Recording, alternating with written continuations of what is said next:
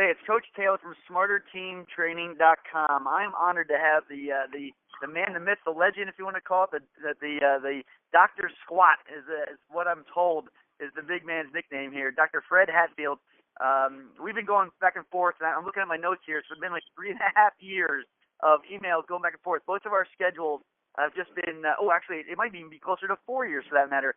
Have just been chaos. Both of us have just going back and forth, and we've been very positive going back and forth, professional, that type of thing. And it's one day it just worked out. Fred shot me an email and said, let's get this done and let's do it the right way.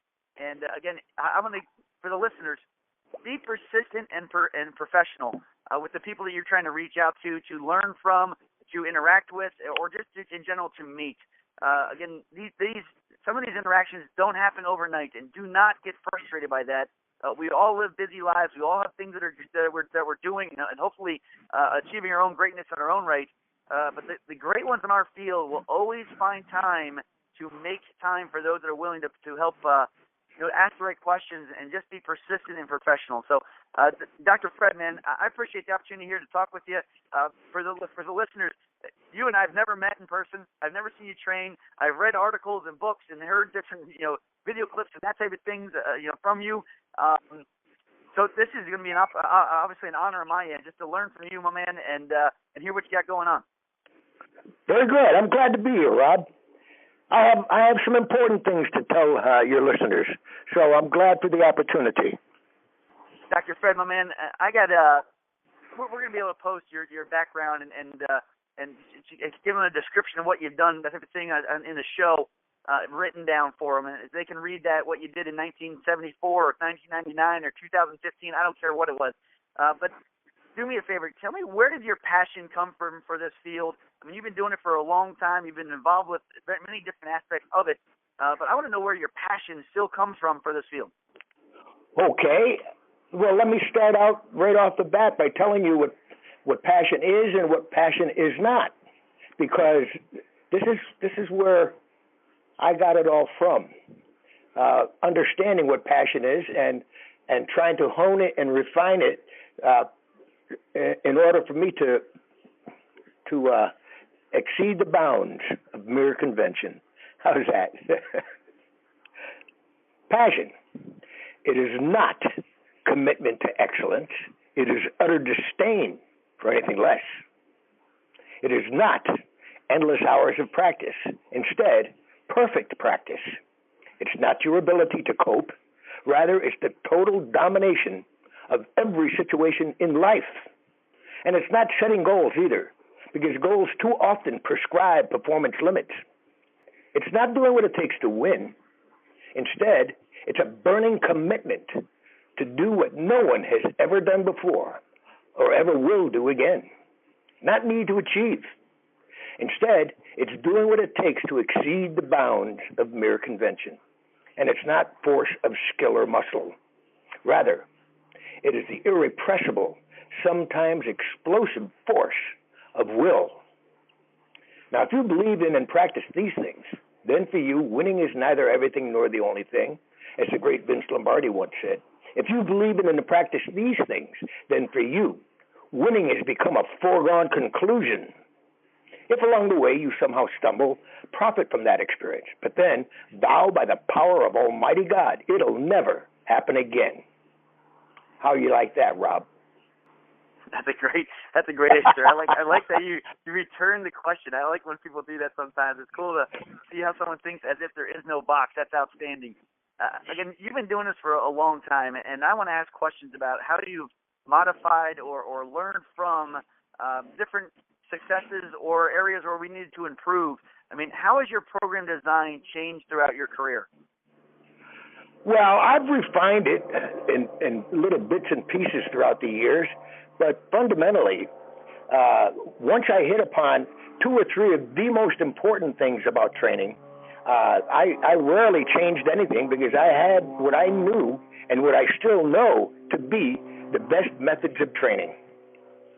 If we're talking strength or speed, and I don't care which way you want to go with it there, I want to talk about the number of days, how often you're training. I mean, some people, I have athletes here that we'll call them traditional athletes playing a sport with a ball in their hand, that they'll practice, they'll do skill work, then they'll come lift, and then some coaches and parents and even themselves as players, they want to do extra conditioning on top. I mean, how often do you see a need to train and actually get involved in training to increase strength and speed? All right, let's get something clear.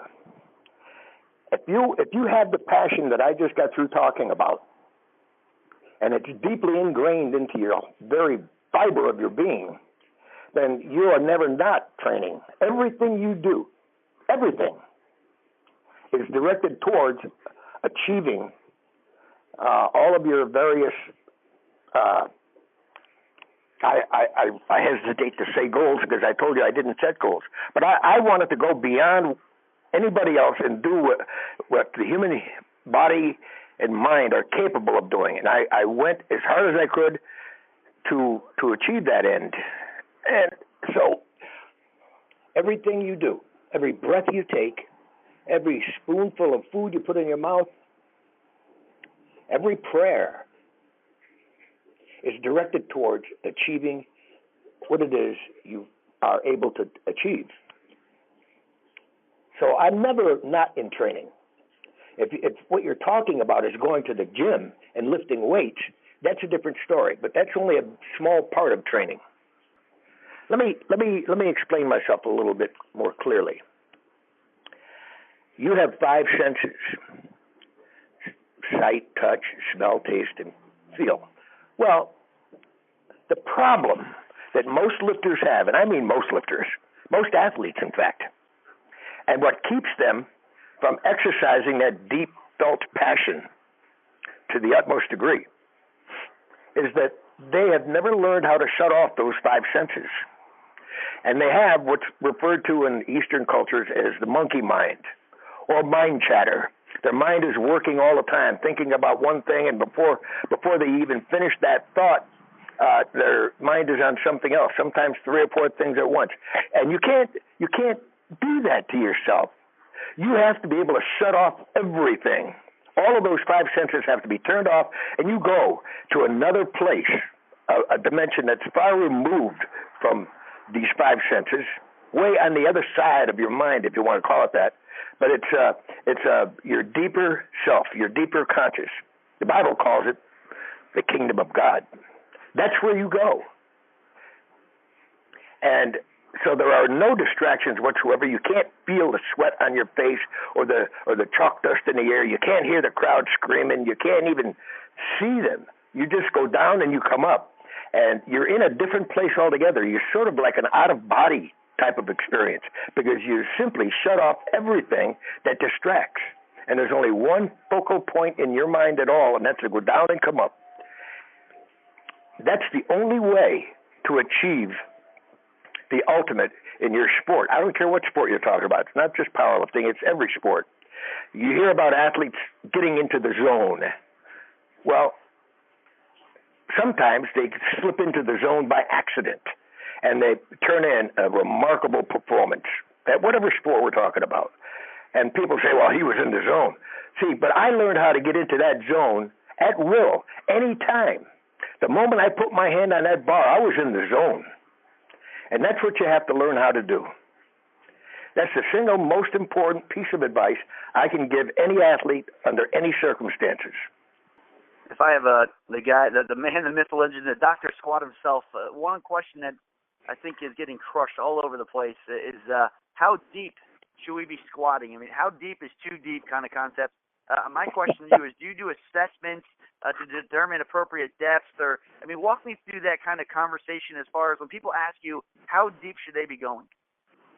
Well, look, this is almost crazy that people should concern themselves with that kind of thing because any athlete has certain level of kinesthetic sense. If you don't have the kinesthetic sense to know that you are down at parallel or slightly below parallel, you don't even belong lifting. Just get the hell out of the gym and go play pool or something. But, the kinesthetic sense that all athletes have will tell you when you're low enough. The rules say that you got to go below parallel, all right? and that's where the crease up near the top of your thigh is slightly lower than the top of your knee. And once you've done it a couple of times or 3 times under close scrutiny of your coach, you know what it feels like to be at that spot. And so you replicate it every single time you lift. There should be no concern for that. It becomes virtually automatic. I want to ask you a question about how you're defining reps and sets kind of thing. And a lot of the times people, when they're designing squatting programs or bench programs, they're walking down the road as far as one RMs and max out days, if you want to call that. I mean, how often, if you do or do not, I don't know yet, but how often do you max out? It's not an easy question to answer succinctly in a sentence or two. So let me see if I can put this thing into proper perspective. Every single time you move that bar, you're maxing out. I don't mean the amount of pounds of steel that you're lifting. I mean the effort. You max out everything you do. It's called compensatory acceleration, or CAT training, C-A-T, compensatory acceleration training. You compensate for the improving leverage throughout a movement by accelerating the bar so that you are moving that bar as hard as you can every inch of the way. That is what's going to develop great speed. That is what's going to develop great explosive power. That is what's going to develop the greatest amount of limit strength possible. There is no other way. How many reps and sets? There is such a thing called time under tension, TUT. Actually, it's time under maximum tension. Because if you're doing compensatory acceleration, the tension that you're producing inside your muscle is always going to be maximum. So time under maximum tension should, for naturally strong mesomorphic type individuals, be somewhere around 30 seconds of total time under maximum tension. For example, if you're doing 5 sets of 5, all right, that's 25 reps, and each rep takes you 1 second, you're pretty close to doing the amount of reps and sets that you're supposed to be doing. For people who are mostly endomorphic or skinny or hard to put on muscle, then you're probably going to need something closer to 60 seconds of time under maximum tension. And even then, you're not going to be able to move as much as the mesomorph did because you just don't have the muscle. But that's the way you do it. You bear down for a total of 10 sets of 5. How does that sound? Now you're up to close to 50 seconds or 60 seconds of time under maximum tension. The only reason you're counting at all is to make sure that the total amount of time that you spend under maximum tension is somewhere between 30 and 60 seconds, depending upon what kind of a lifter you are, or what kind of an athlete you are, for that matter.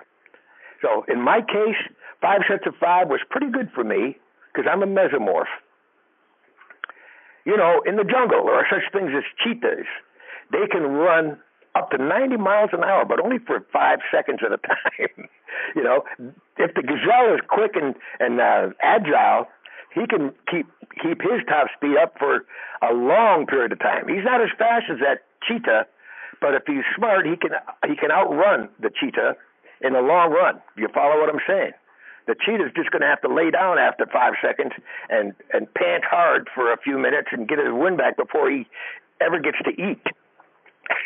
So, and human beings are built somewhat the same way. Some are built for strength, and some are built for endurance, and you've got to take that into account depending upon what kind of an athlete you are.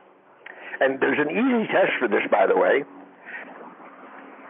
If you take an average person with an average amount of body fat, say under 20% body fat, and any great athlete should never be more than 10 or 15% body fat, by the way.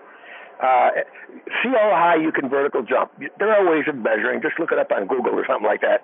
And jump as high as you can and put the mark and measure between the 2 marks. And a good athlete should be able to vertical jump 30 inches. I was able to vertical jump over 40 inches. I could actually get a basketball up over the rim and stuff it. And I'm only 5'7". And that's a pretty good feat. But good athletes do that kind of thing. They test themselves. They work hard towards it because they can do nothing else if they have that passion. Depending on who you ask or where they are in their career or that type of thing. Some people are going to maybe not really prefer to do the squat as the exercise. The squat is a movement.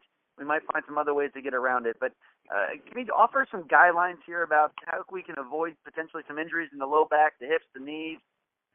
Sure. I just gave you the single most important ameliorative exercise or technique for avoiding injury, and it's called compensatory acceleration training. So you never go to your max. Up near your maximum amount of weight, that's where you're asking for injuries. And the only time you ever do that is on the platform in competition. In the gym, you never go max, never. A lot of guys say, I got to go max. Well, I'm here to tell you, you don't. And I've trained some of the greatest athletes in the history of sport, including myself, and I didn't go max. I'd be working out 2 weeks before a big competition, and I'd only have 800, 850 pounds in the bar, and the guys would come up to me and say, Fred, there's only 2 weeks left, and you're only doing 850? How come? You're telling me you're going to go over 1,000 pounds? Well, what they didn't realize was that I was pushing against that 850 pounds as hard as I possibly could every inch of the way. I was actually lifting or executing at least 1,100 to 1,200 pounds of force against the bottom of that bar. So I was lifting over 1,000 pounds every workout, but with only 850 pounds on the bar. When you look at the squat as an exercise, are there weak areas of the body that if we emphasize training them, it can really help, again, keep us healthy and perform well in the squat movement? Listen, the squat movement is a natural movement for the body. It actually happens to bend that way. Every time you get up out of a chair, you're doing a squat. Every time you bend over to pick something up off the floor, you're doing a squat. When you go to the bathroom, you're doing a squat. Your body is meant to do that, so stop worrying about it. What you do is you get the muscles surrounding all of the joints involved, which in the squat it means all of the muscles for the entire body, as strong as you possibly can. If I had to take a wild guess at what the average lifter out there had as his or her weakest point, I would say the rotator cuff muscles and the shoulders. I see a lot of shoulder injuries in powerlifting unnecessarily. I had shoulder injuries as a gymnast and Olympic weightlifter before I got into powerlifting. And I didn't know a whole lot back in those days.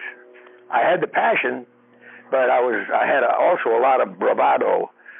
And I finally learned my lesson, and that was to use compensatory acceleration so that you don't have to lift a heavier weight.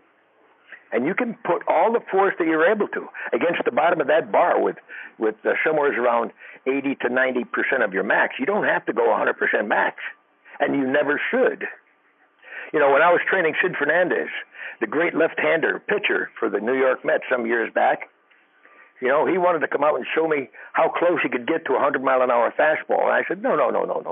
You throw a 100-mile-an-hour fastball in the game, never in training. So we worked long story short, Sid, who had a long history of hurting himself, didn't hurt himself. He went back to spring training and made the rotation for the first time in his career and picked up a nice healthy check of $9 million that particular year, which was 5 times more than he ever made. So that's the way that works. When we're looking at power athletes, strength athletes, how much conditioning do you actually do? How much conditioning did you go through, and how much conditioning have you actually prescribed for individuals that are pursuing that goal, if we want to call it that, in mind? I do none. I never recommend to any athlete except long-distance athletes to do that. When I trained Evander Holyfield, he wanted to go out and do some road work. I said, what the hell are you talking about? You're a boxer. You don't need cardiovascular endurance. What you need is anaerobic threshold. What you need is anaerobic endurance, not aerobic endurance. So we would do wind sprints until the cows came home and stuff like that, uphill and downhill for overspeed drills and stuff like that until he was so exhausted and so out of breath that he couldn't even talk.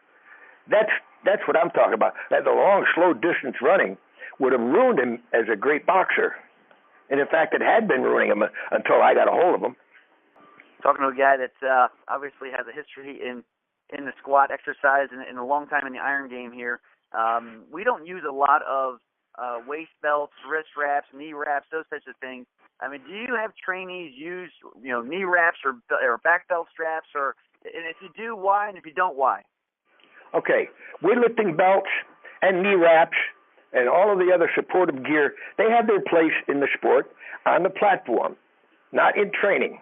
Unless you're going up to anywhere past 85% of max or so, then you should take proper precautions.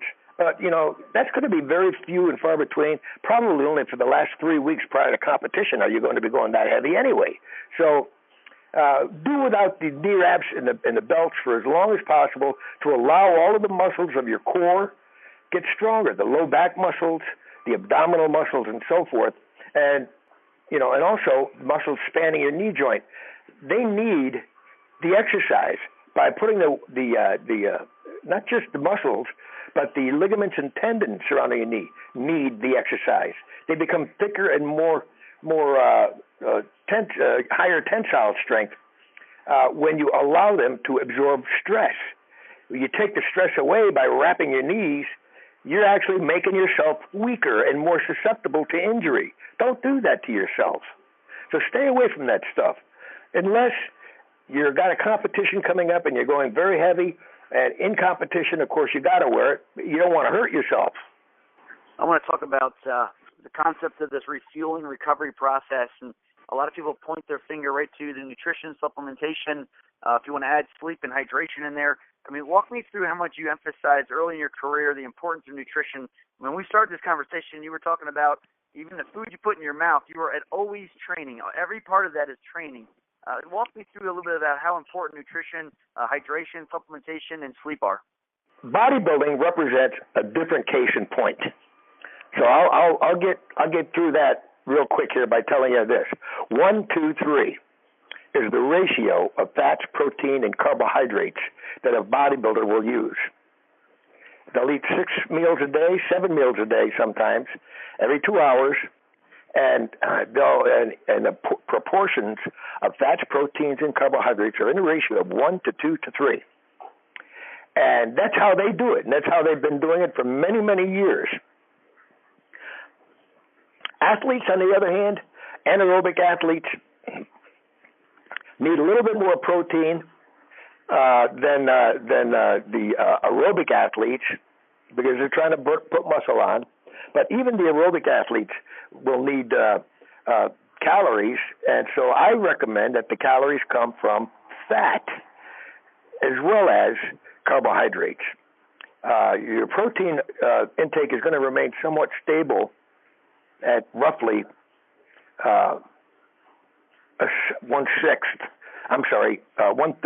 of your calories. But you can adjust the fat and the carbohydrates up or down depending upon how much energy you're going to be burning up throughout the day. Aerobic athletes obviously burn many more calories than the average powerlifter does. So they're probably going to be eating quite a bit more fat and quite a bit more nutrient-dense carbohydrates. But for many, many years, athletes of all stripes tried to avoid fat because they were told by doctors that fat is no good for you.